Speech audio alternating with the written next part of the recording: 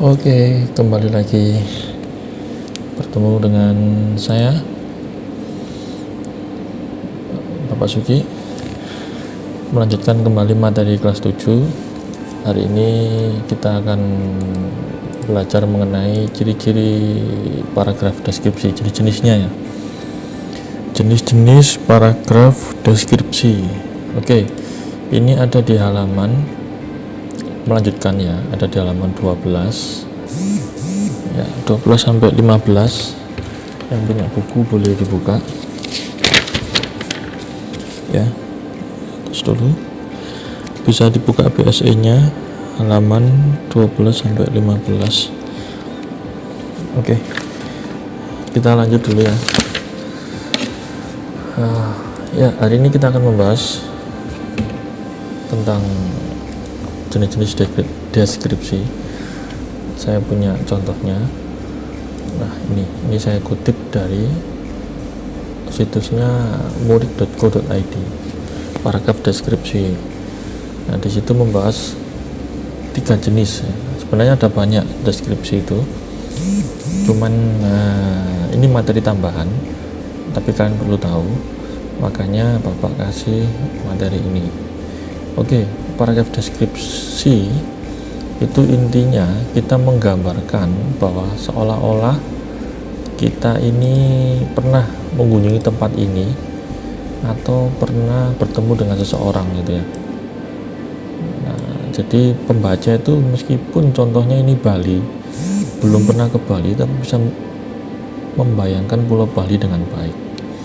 Maka dari itu paragraf deskripsi sangat penting untuk diajarkan supaya kalian paham hal itu, atau ciri-ciri seseorang atau ciri-ciri sikap seseorang. Oke, kita bahas satu-satu. Yang pertama, ini deskripsi spasial. Spasial ini artinya tempat ya, tempat atau jarak juga bisa.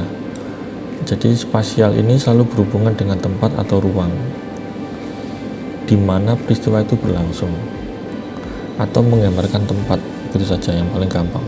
Oke, contoh yang pertama ini adalah ini. Ada banyak contoh, saya pilih salah satu.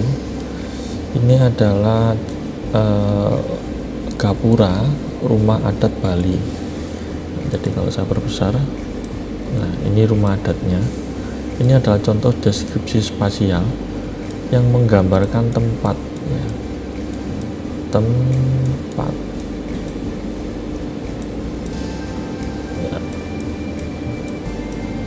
Rumah adat Bali itu seperti apa? Misalkan hari Minggu saya mengunjungi Pulau Bali, saya tinggal di rumah paman. Rumah paman adalah rumah yang berarsitektur adat Bali kuno. Nah, di depan rumah paman terdapat halaman yang luas misalkan ya, lalu terdapat pelataran dan anak tangga menuju pintu gerbang. Ini pintu gerbangnya dari apa?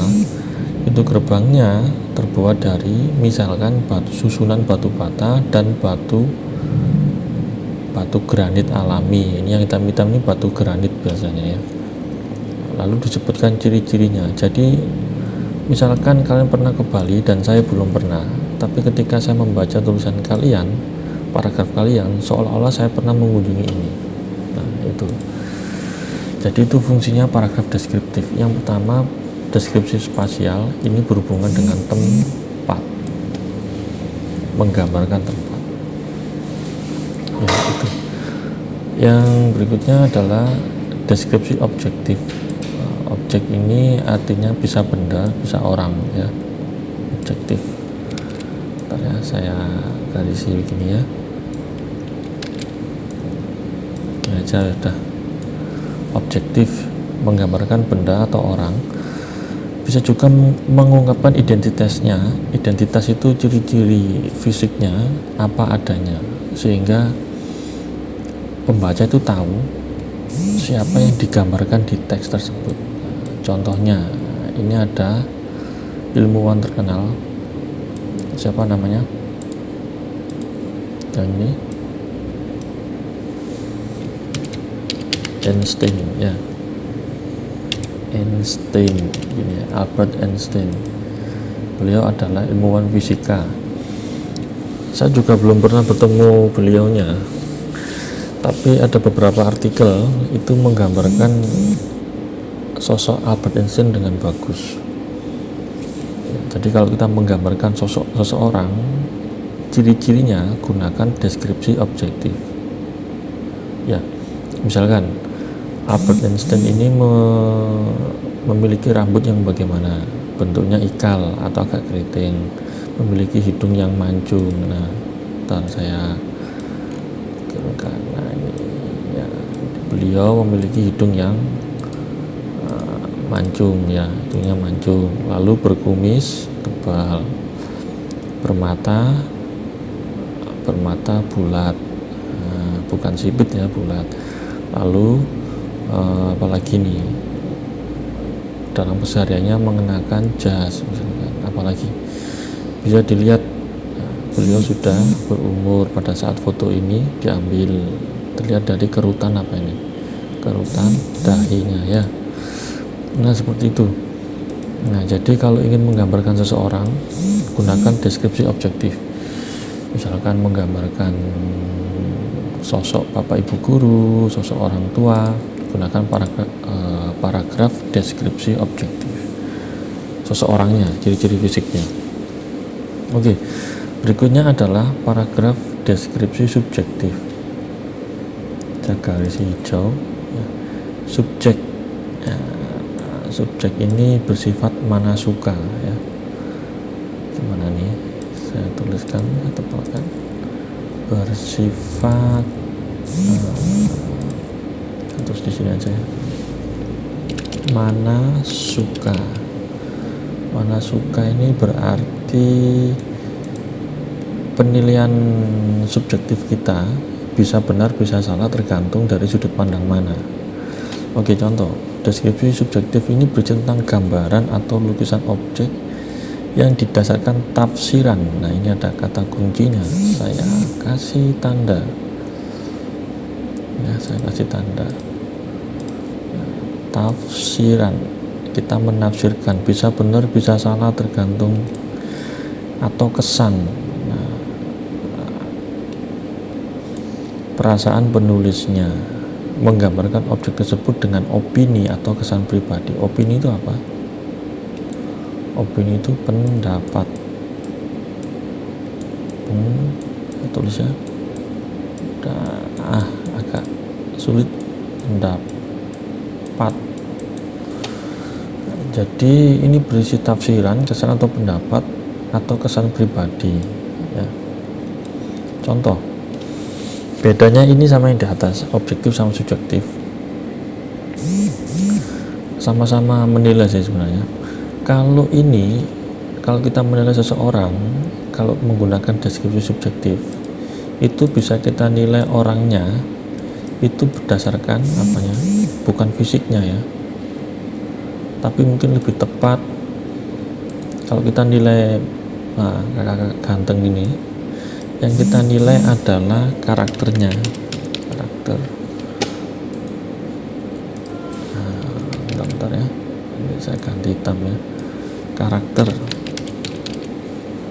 Apalagi selain karakter, mungkin sikapnya bagaimana. Terus bisa juga penampilan orang tersebut. Karena apa? Ketiga hal ini ya, karakter, sikap, dan penampilan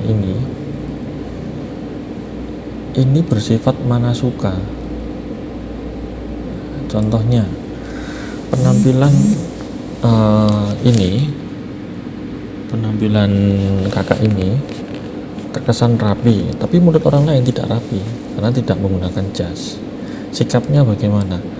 Menurut saya sikapnya kadang ceria, kadang pendiam, kadang tersenyum. Ya, jadi menurut saya orang ini baik, ramah, suka tersenyum. Tapi menurut orang lain sikapnya berbeda. Oh, kakak ini misalkan dia agak sombong gitu, atau bagaimana, itu bisa beda-beda. Makanya bersifat manasuka, subjektif. kesan pribadi. Lalu karakternya bagaimana? Oh, karakternya pekerja keras, tapi menurut orang lain, oh beda. Misalkan kakak A ini, namanya A. Kakak A ini sikapnya disiplin, dia tidak sering datang terlambat. Jadi seperti itu. Nah, jadi ketiga hal ini yang membedakan adalah kalau deskripsi spasial kalian gunakan ini untuk menggambarkan tempat atau objek, bisa pantai, rumah, lapangan, sekolah, dan segala macam. Kalau deskripsi objektif bisa menggambarkan seseorang, sosoknya dari ciri-cirinya, rambutnya, matanya, bulunya, hidungnya itu. Kalau deskripsi subjektif, kalau memang menggambarkan orang, itu bukan dari ciri fisiknya, tapi dari karakternya, sikapnya, atau penampilannya yang berisi pendapat. Nah, contoh kakak ini lebih baik menggunakan jas dan tidak berkacamata. Itu pendapat pribadi, dan pendapatnya bisa berbeda-beda tiap orang. Nah, seperti itu. Kurang lebih itu kegunaan paragraf deskriptif. Intinya untuk menggambarkan sesuatu agar kita seolah-olah pernah berada di tempat ini, atau pernah bertemu beliau, atau seolah-olah kita tahu karakter orang ini. Nah, itu salah satu fungsi dari kita belajar paragraf deskriptif ya. Nah, oke. Itu saja pertemuan hari ini. Kita belajar hal itu. Nanti cirinya juga ada di buku paket. Kalau ini tadi termasuk menggambarkan tentang Pantai Senggigi, deskripsi spasial ya, Pantai Senggigi. Lalu ini gebyar pementasan tari kolosal. Ini yang dinilai adalah tariannya bagaimana, gerakannya bagaimana. Nah, ini termasuk paragraf deskripsi objektif, yang dilihat ciri-ciri tariannya ya, gerakannya bagaimana, seperti itu. Nah, ini juga termasuk. Yang ciri-ciri subjektif ini di buku paket belum ya. Mungkin ada di halaman lain, tapi untuk dua contoh ini sudah cukup mewakili paragraf spasial dan objektif. Kalau teman-teman mau baca, bisa dibuka bukunya, ada di halaman 12 sampai halaman 16 ya. Itu bisa dibaca-baca saja sebagai bahan acuan ya, seperti itu. Nah, yang ini akan saya simpan, nanti bisa di-share atau kalian mau lihat juga bisa, deskriptif ya. Nanti saya simpan di drive, kalian bisa downloadnya. Oke saja, sampai bertemu minggu depan. Tetap jaga kesehatan dan terima kasih.